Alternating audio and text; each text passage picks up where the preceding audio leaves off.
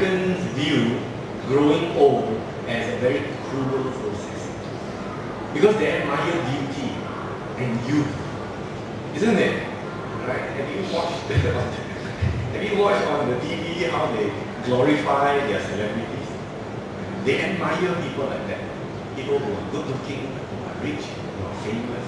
It is very much admired. And so when these things, when these people start losing it, they become very, very unhappy. So one way to overcome it is to practice let it go and be happy. So we know how to deal with the process of life. We don't hang on crazily when things start to disappear. So this will give us happiness in the future. And lastly, skill in discernment. What is the meaning? That is the case where a disciple of the noble ones is discerning. Discerning means you know what is right and you know what is not right. You have enough knowledge and intelligence and learning to keep away from what is not right. As I mentioned, the Buddha's teachings, after 2,500 years of spreading, both in the East Asia and in the West, and a lot of things have come into it. Even during the Buddha's time, he accepted people from different other religions into the Sangha itself, into the order of the monks. And some people, although they wear the yellow robe, the thinking is still belong to the old religion. So they have introduced certain things into the Buddha's teaching. So it is very important that we have discernment of arising and passing away. Noble, penetrating, leading to the right ending of stress. Stress is dukkha. So everything that we do must allow us, direct us, guide us to ending dukkha and having more happiness. If something that we practice makes us more uptight, more scared, more nervous, more anxious, more worrying, it is not the right way. The Buddha's teachings are not meant to make us worry, not meant to make us narrow.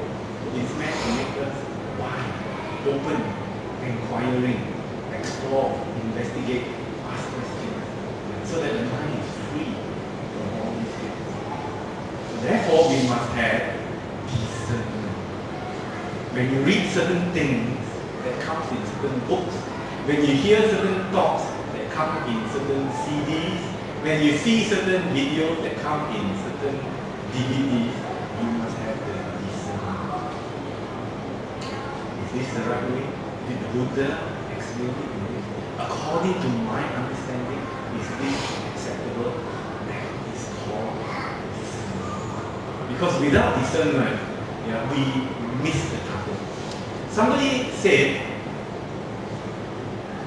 the most unfortunate thing in the world is not being wrong. Because when you're wrong, you're wrong. The most unfortunate thing in the world is being always right. If you think you are right, it's not right. It looks right, but it's not right. Wrong means we know we are wrong. When I miss the turning, I miss the turning. And I know I miss the turning, right? So it's fine. But if I turn somewhere and I think this is the right way, it is terrible. Because I can keep on going for a long time and thinking it's still the right way. So it's important for us to develop wisdom so that we can have discernment. This is a stanza which I found. So it goes, heedful at administering or working one's occupation, maintaining one's life in tune, and protect one's store of wealth. A person of protection, consummate in virtue, magnanimous means open-hearted, free of selfishness, constantly clears the path to security in the lives to come. So we are householders. The Buddha said Thus, for one who seeks the household life, these 8 qualities for now and the future, leading to welfare and happiness, both in this and in life to come, have been declared by the one whose name is true. That is the Buddha. And this is how the householders' generosity and merit increase. And because of that, our happiness also increases. So discerning, to act that, the Buddha taught, actually, when we consider happiness, the Buddha taught that happiness is a natural state of our mind. Some people are very surprised. How come I'm not happy? If the Buddha said I should be happy. Why are we not happy all the time? We are not happy because we disturb our own happiness. We sabotage our own happiness. We endanger our own happiness. We fill our minds with unwholesome thoughts.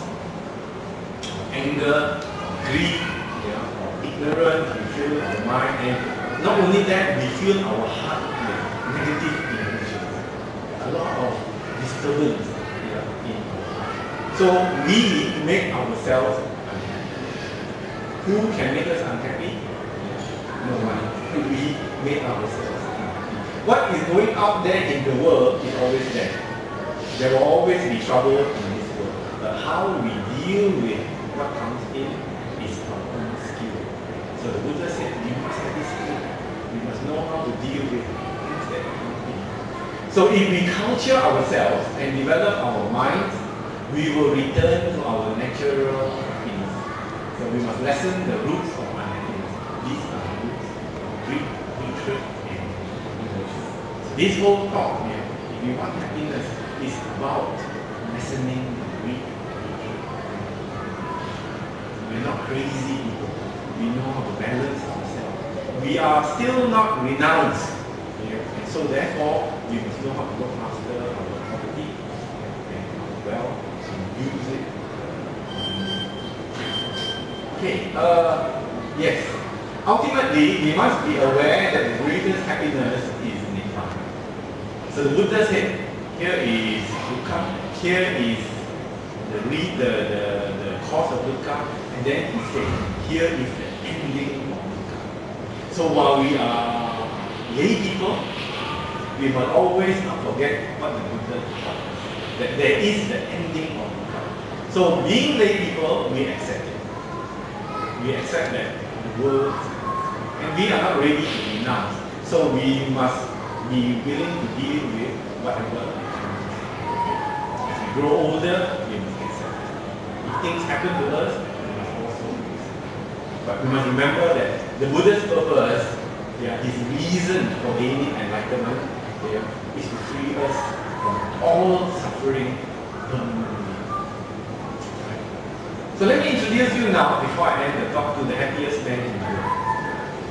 He is, by scientific research, identified as the happiest man in the world. You can go online and look him up. He's a Tibetan, a monk in the Tibetan tradition. By nationality, he is French. He was actually one of the greatest microbiologists of his time. In line, perhaps some people say, to win the Nobel Prize. But then he gave it all up and became a monk. And so he went up to train under, in the Tibetan tradition, sometimes under the Dalai Lama. And recently, a few years ago, when the Western scientists at the University of Wisconsin, University of California, they approached the Dalai Lama and they said, we want to know more about the mind, and we want to know about how to measure happiness. Can you give us one of your monks so that we can use him as the laboratory, as the guinea pig?